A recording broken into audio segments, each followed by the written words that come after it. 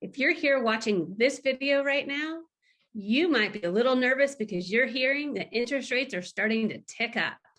Well, they are. And yes, hopefully we're coming out of a pandemic and a time when inventory has been tight. And maybe, just maybe, you're thinking, is this the time that the market's going to crash?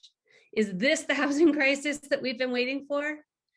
Yeah, stick around. I'll cover the data that shows you we're still going strong. Do you have friends bragging about their interest rates? Like, ooh, they're so sexy. Hey, I just got a 2.25. Hey, I just got a 2.5, 2.25. I don't know, anything under 3. People are talking. Well, here's the deal. Interest rates are going to go up. And people don't fall in love with their interest rates. People fall in love with a home. Something in their life has changed that they need to look at a new home. Maybe they have a job change. Maybe they've added family members. Whatever it is, just keep in mind, the interest rate isn't what sells the home itself sells the home. Final appreciation numbers from 2020 are in, and we are showing nationwide an average of 10% appreciation. Wow, that feels like a lot of growth in the middle of a pandemic. But let's talk about why. House prices nationwide recorded the largest annual and quarterly increase in the history of FHFA.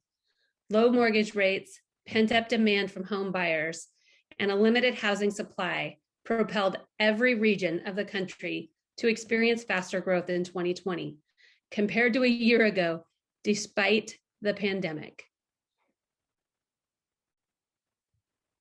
Single-family housing supply on this slide goes back to the 1970s and shows that for the last 13 years, we have not met the 50-year average for housing supply. Housing units have not kept up with population growth. Now on this slide, you're going to see 04, 05, and 06 was the only time that we saw an increase in supply. And that tied in with loose lending practices is very much the contributor to what happened in 2006. Today, our biggest concern is supply.